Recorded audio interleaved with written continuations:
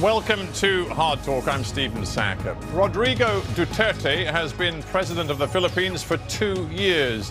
His war on drugs has cost thousands of lives. His human rights record has attracted international condemnation and prompted charges of authoritarianism. And yet, he has an approval rating unheard of in most democracies. My guest today was, till last month, Chief Justice of the Philippines. Maria Lourdes Sereno was removed from the Supreme Court by her fellow justices. And was that a victory against corruption or a devastating Duterte-inspired blow to democracy?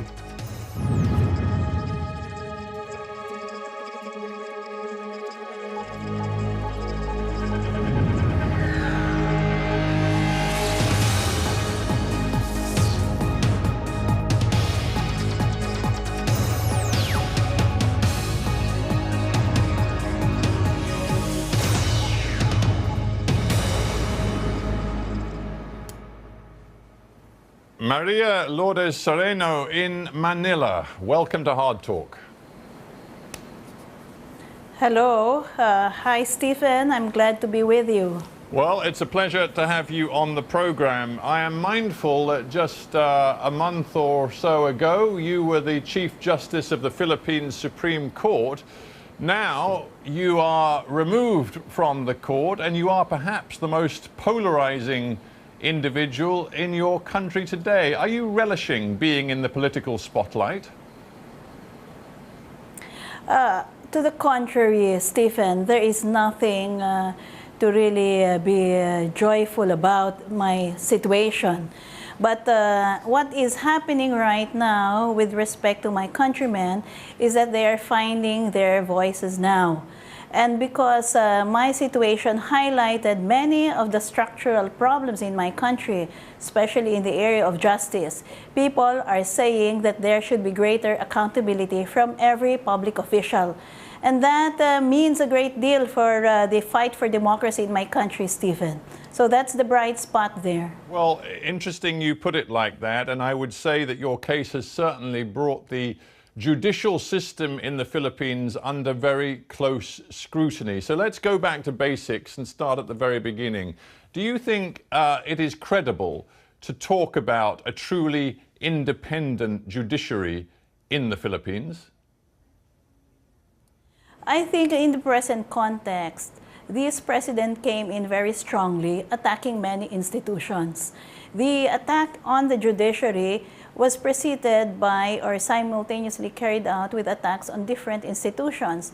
You could see that first he laid out the basic premise that during his time as a prosecutor, he was used to planting evidence and sowing intrigue. So I think that resonates very well with what has been happening to some of our supposedly independent institutions.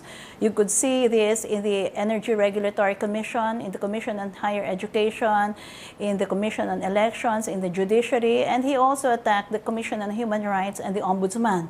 So these relentless attacks basically fit in a pattern of trying to weaken democratic institutions. You say I've always stayed away from politics. You clearly didn't always stay away from politics. I'm just looking at several public pronouncements you made after Mr. Aquino was replaced by President Duterte.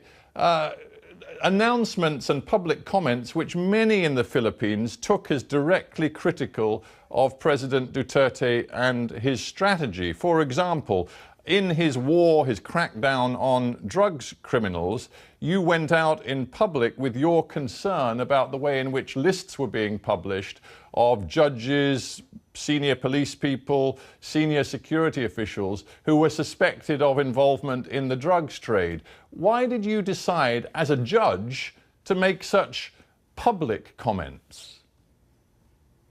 You know, it's not a political statement at all, Stephen. To the contrary, it just was a very diplomatic reminder that every official is bound to observe the constitutional guarantees of due process. I had a judiciary that I was leading. I must make sure that in the face of a very strong presidency, the Chief Justice will weigh in and say, Please, Mr. President, do not treat the judiciary this way. Every judge has the right to due process, and the moment you pronounce their names as suspects in a narco list, you effectively destroy their efficacy as judges. They were forced to go into hiding because of the fear that their lives were in danger. I have a duty to discharge, Stephen, and I did that not only with respect to the drug campaign, but also with respect to an attempt by the House of Representatives to take to task certain of the justices of the Court of Appeals for a decision they rendered. I have a duty to always protect the independence of the judiciary, not political at all. You say not political at all. That's not the way Mr. Duterte saw it. When you made your comments about these lists, and also you advised officials not to hand themselves in without an official warrant, Duterte said that you were putting him in a corner. And then he got even more angry after you made some public comments about his decision to impose martial law right across Mindanao, because you said, well, in some places martial law is applicable, but in other places I don't think you should be doing it. Again, in the United States, in Western Europe, chief justices of a Supreme Court would not be making these very high-profile public political comments.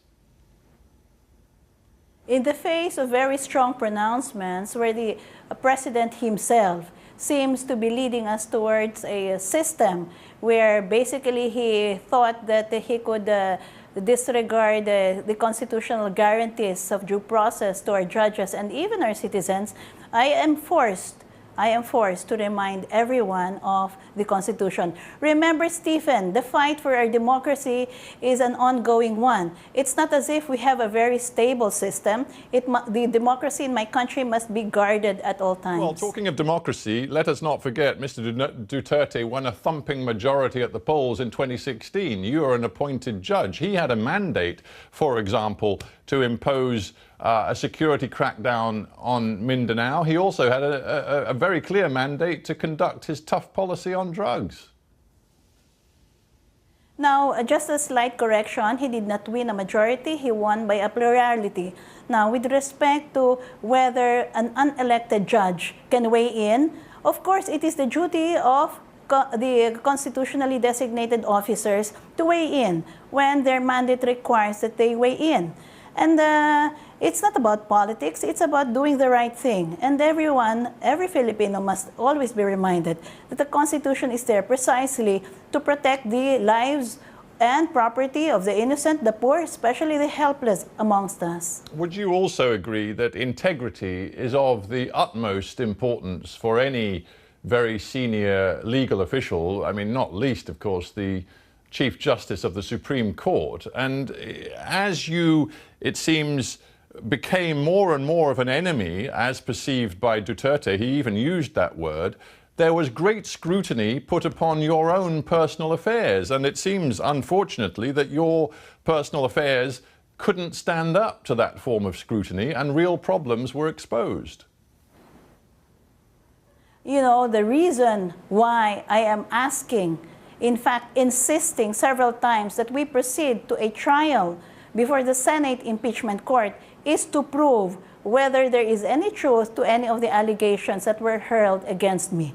Remember, Stephen, last year he already was insinuating that I was doing wrong with certain parts of the fund of the court. The challenge was always the same from my part.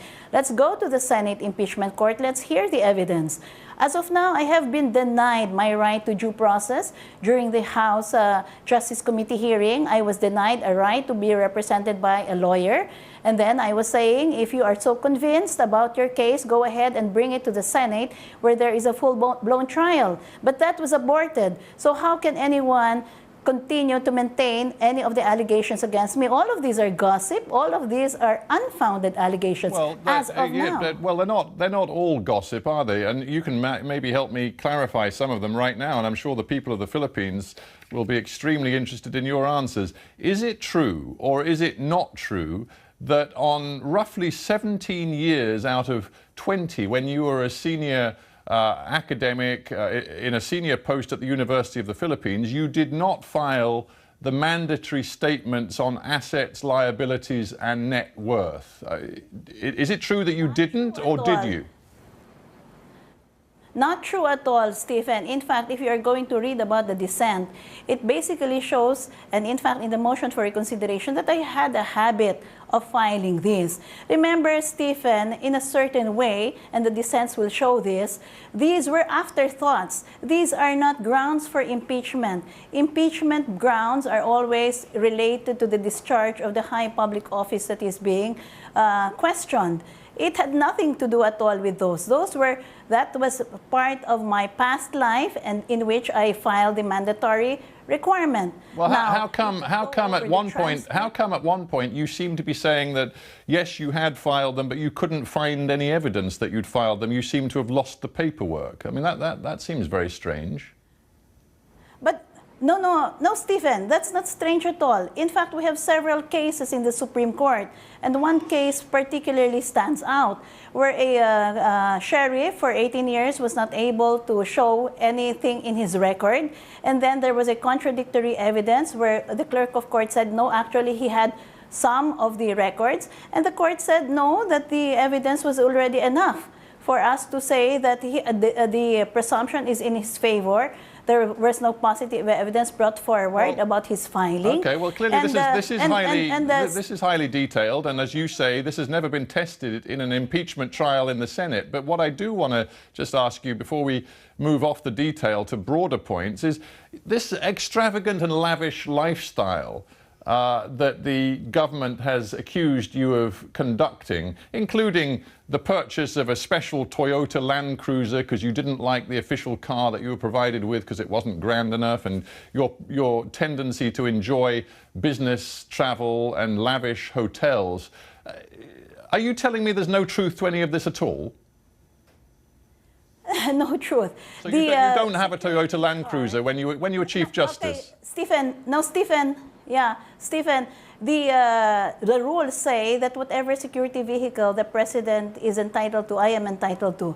It got full court approval, so that's the end of it. Now, with respect to lavish hotels, the only hotel that they could say that was a 5-star hotel was the hotel room that was used for the signing of the ASEAN Accord by 10 Chief Justices. So it was already used as a function room. At night, nobody slept in it, so I slept in it. So that doesn't amount to much, Stephen, and we got it at a very good, huge block discount. And the third, with respect to business travel, of course, business travel, Stephen, is de rigueur for someone who is entitled to the same accommodations, because my position is already considered as one of the 5 highest offices in the country. Yeah, all right. Well, I'm sure the Filipino people will be glad that you got a special discount on your 5-star hotel. So let's not go into that anymore. But let's get to the nub of the issue. And the nub of the issue is this: that when push came to shove, never mind the impeachment process in the legislature, in the end, your fellow justices on the Supreme Court clearly lost confidence in you, because when the Solicitor General of the Philippines filed the Quo Warranto petition against you, 8, that is a majority of your fellow justices on the Supreme Court, decided that you were disqualified, that you simply were not legitimate in your post as Chief Justice. Now, you talk about the independence of the judiciary. These were your fellow judges who totally lost confidence in you.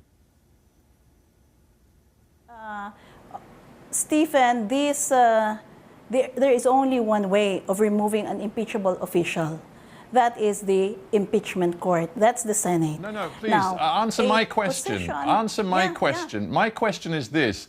The truth is, you lost the confidence of your fellow justices. That surely disqualifies you from being an effective Chief Justice of the Philippines.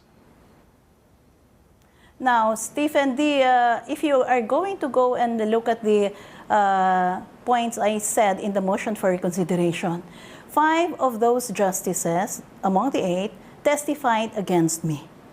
So that's 5 already. So by right, under the Code of Judicial Conduct, they should be inhibiting themselves from this proceeding. Now, 1 said that because of my faith, I cannot sit in office. And so there were only two that I had not asked to be inhibited because of their prior pronouncements that really voted against me. 6 said I cannot be removed except by an impeachment vote, an impeachment conviction in the Senate. But hang on, Madam Sereno, there's surely a simple point here. Throughout this interview, you have proclaimed the importance of respecting the integrity of judges and the judicial system. Here we have a Supreme Court where a majority of the judges think you are disqualified from office, and then suddenly you declare that that's not legitimate. Surely your problem is that your fellow judges simply lost confidence in your integrity.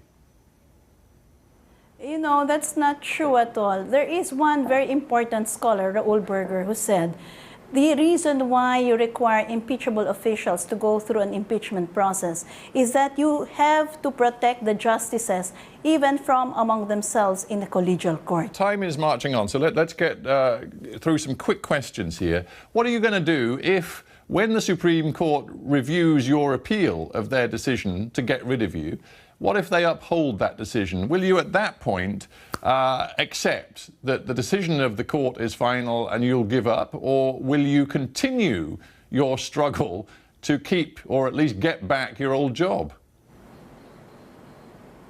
You know, these questions that have arisen is much larger than my job. What right now hangs in the balance is our democratic way of life.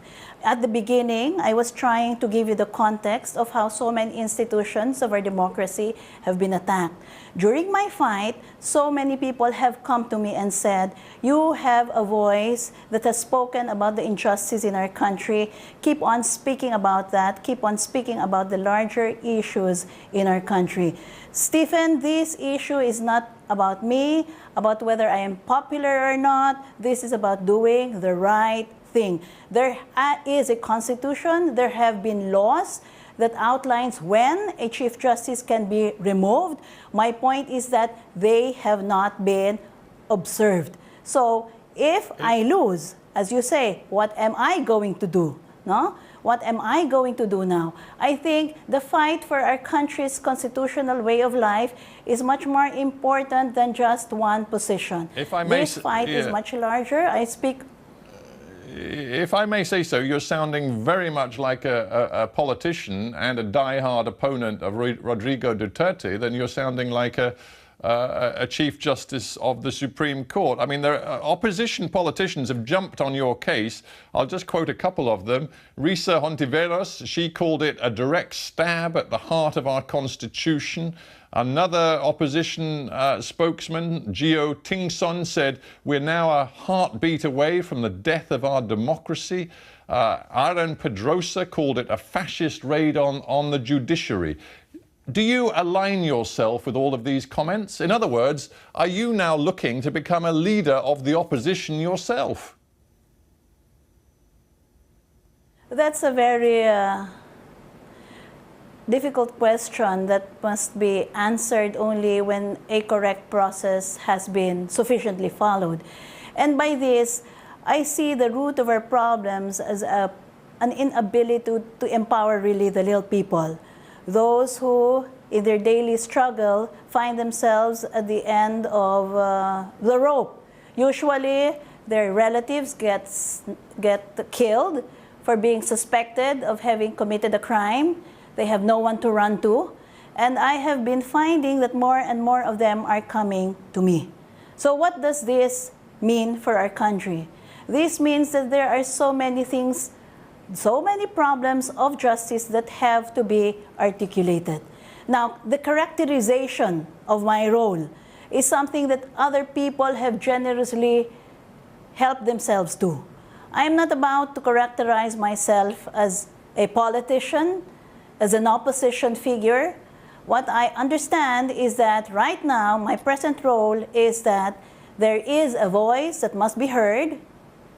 People are asking me to speak for them, and I have said yes, whether I am retained as a Chief Justice or whether I am removed as a Chief Justice, that mission for justice must continue. The most recent surveys of opinion in the Philippines have Rodrigo Duterte with a satisfaction rating of plus 70. Truly extraordinary figures. He must be the most popular politician in all of the democratic or so-called democratic world, as far as I can see. Are you not aware that the vast majority of Filipinos seem to actually support his tough security crackdown on the drugs criminals? They seem to support his efforts to bring peace to Mindanao. They seem to support his economic policies, which have delivered last year almost 7% growth.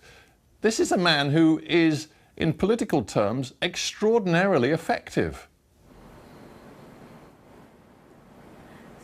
So are you saying that the voices who are saying that there is a constitution and the poor must have their voice according to the rule of law, those voices must be stilled simply because there is popularity in the present regime?